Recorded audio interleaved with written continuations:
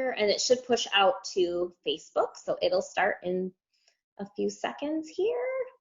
All right, so ladies and gentlemen, welcome to the Summer Library and Bookstore Tour. My name is Maria Dismondi, and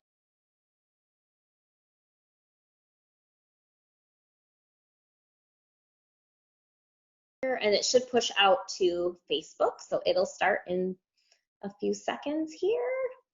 All right, so ladies and gentlemen, welcome to the Summer Library and Bookstore Tour. My name is Maria Dismondi, and I am the founder at Cardinal Press, a children's publishing company in Southeast Michigan. We focus on producing picture books that reflect modern day diversity and the golden rule, and we believe in the importance of supporting others in the book industry. And today, we wanted to highlight and showcase the Lancaster Public Library in Pennsylvania. And today we have Matthew Bushong, and he's going to tell us a little bit about what his role is at the library, and we have so many cool things in store for you today. So welcome, Matthew. Hi, thanks for having us. We are very excited and really appreciate any extra attention we can get for our library. I have worked here for 6 years in the Children's and Teens Department, Children and Teen Services, and I just kind of do a little bit of everything. Fantastic. And tell us a little bit, where are you standing? Because this is a really cool space in the library that you're in. So our library is 260 years old, and because of that, we are one of the oldest libraries in the country, and we have quite the rare book and historical book collection. Some things that we even keep behind a lock in a cage because they're so old and rare. Oh my goodness, that's amazing. Oh, that is.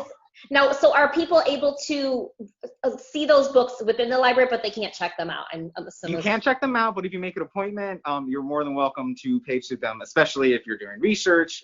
We had a pretty significant historian who wanted to know about what George Washington did in his time in Lancaster a few months ago. So, like, you get all kinds of cool different things for that. Fantastic. So you told us a little bit about the library and your role in the library. And we're not having anyone else from the library join us, are we, Matthew? No, not today. We are a little short-staffed. Tell me, what is your current state with COVID-19? Because I don't see any patrons. I do see that you have your mask. I am not wearing the mask in my own home office, but I do when I leave the home. So what is the current state of the library? So right now we are doing curbside pickup, so you can either call or send us an email, give us your list of books, we'll pull them for you, and then as long as everything goes well, they're ready for you the next day. Okay, that's fantastic. And have people been utilizing that service? Yes, definitely. It's been really fun.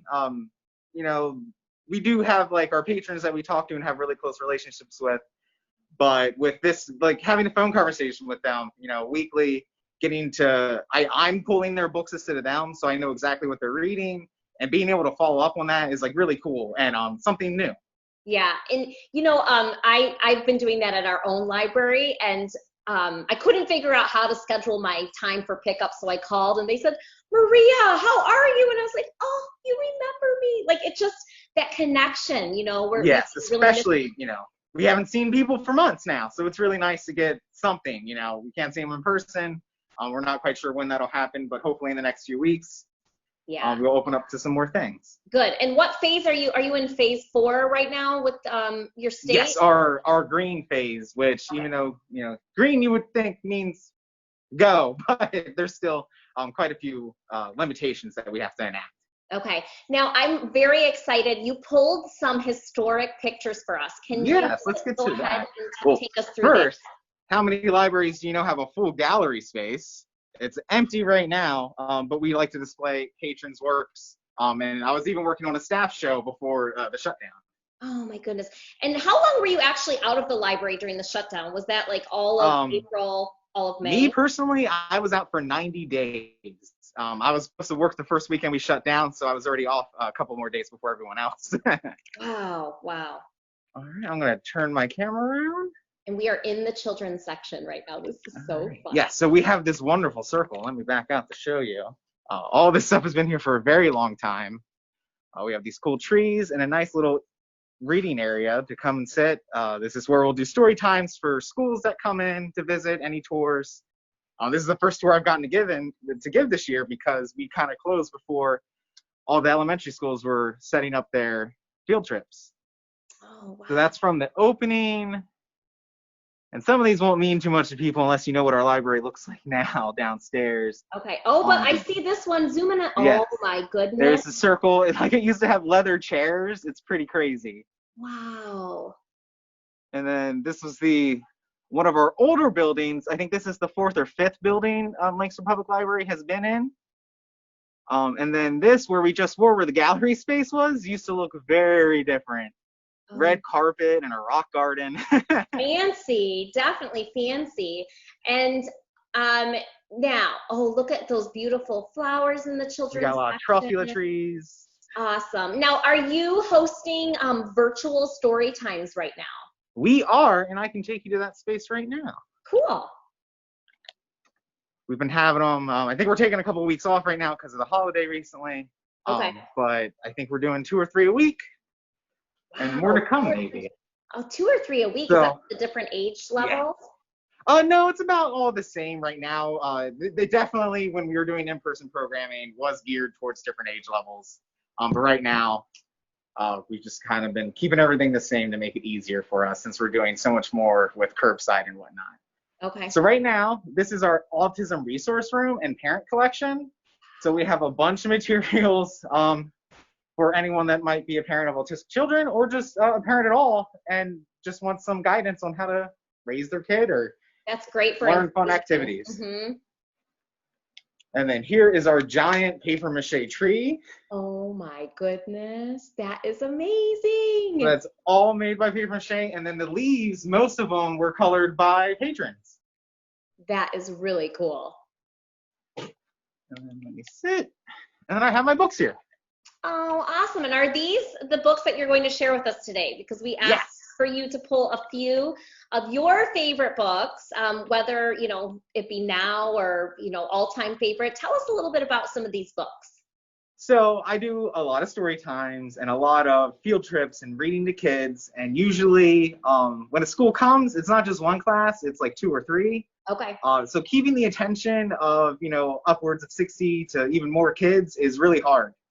And especially with groups that big, kids in the back can't really see things. So I like to pick books where pictures aren't necessarily the most important thing, or are really large and maybe take up a whole page. So kids that are far away can see them. In this book, especially The Worst Book Ever and the book no one wants to read, I really love these books because they talk directly to the audience. They're not so much telling a story that you're not a part of, but like it really brings the kids and the reader into the story and makes them a part of it. It's more of a conversation with you instead of like reading passively.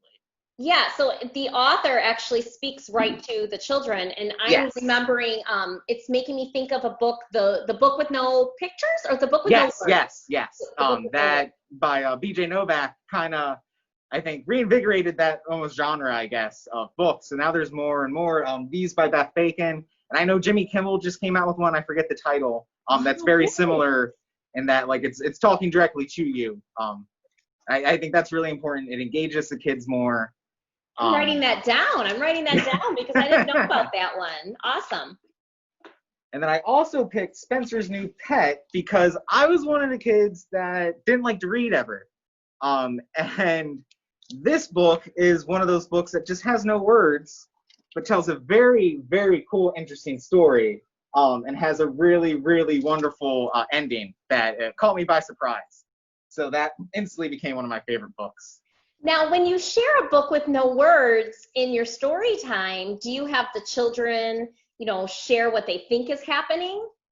Yes, make another thing to keep kids interacted is always asking questions. What do they think? What do you see on this page? What would you do in that situation? Things like that. You always want to include them more, add more to it, so it's, again, more engaging and less of a passive experience. Because if you just sit there and read a story, and you don't make eye contact or ask the kids questions, they might get bored or start looking around. And our library has a lot of really cool things to look at. Yeah. And what about when you're doing story times? Oh, we've got people who are joining the that's sorry, there were a couple people waiting to join. So Oh, people are fantastic. able to view this on Facebook, but they're also able to join, live right here in this space. So tell us a little bit about your story time, because I know different libraries do different story times. Do you sing songs? I see a puppet there. Like, what are some of your Yes. favorite things to highlight during story times? Yeah, so that's a puppet we did a few weeks back. We had him out for the Hungry Caterpillar, so he just kind of read along with me. Um, so normally before COVID, we had a pre-K story time and then like a kindergarten story time, and lab sit for little babies, toddlers, rollers, like to roll around. And those would always consist of either an activity and a story, and then play. We have so many toys. Like for a library, it's crazy how many toys we have. And we have a huge auditorium which I can go to. Oh yeah, and Um, where are the toys? Are the toys kept in the children's section? we keep them in the back for the Okay. most part. Normally, the circle would be filled with toys, but that's something we removed before we closed down, Yeah. just to have less things to clean around the building. Okay. Okay. Let me grab the light in here. So behind the scenes, and thank you for those who are joining us in the Zoom space. And I apologize, I didn't let you in right away. I forgot about the feature of letting people in. So thank you. So right now it's used for storage just because we're, how the world is right now. But Yeah. normally this is where we'd have our story time. We have these carpets set up over here, and the performer would be in the corner. We have volunteers that either specialize in children care or are musically talented, because I know I'm not. But yeah, usually if there's not a craft, there's definitely a song. If not, Very cool. both. So you And, have volunteers for story time. That's awesome. yes. It's as if you read our the Cardinal Rule Press marketing newsletter, because that's one of our biggest things is bring people into your library, bring performers in, and bring volunteers in the community. So that's awesome. So here's just some of what we have. All these things to play with. So you rotate the toys in and out of the children's space. We have, dress up and kitchens and babies. We have a monthly Lego program, so we have a ton of Legos, building blocks, things like that. All kinds of cool stuff here. So the monthly Lego program, is that before COVID, right? We're just talking all this. Yes. And that is, is that just a time where kids come in and they get to build and create, or is there instruction in that? Yes, essentially it is an hour of Lego building, whatever you want. We have, we're a library, so we have a ton of Lego books.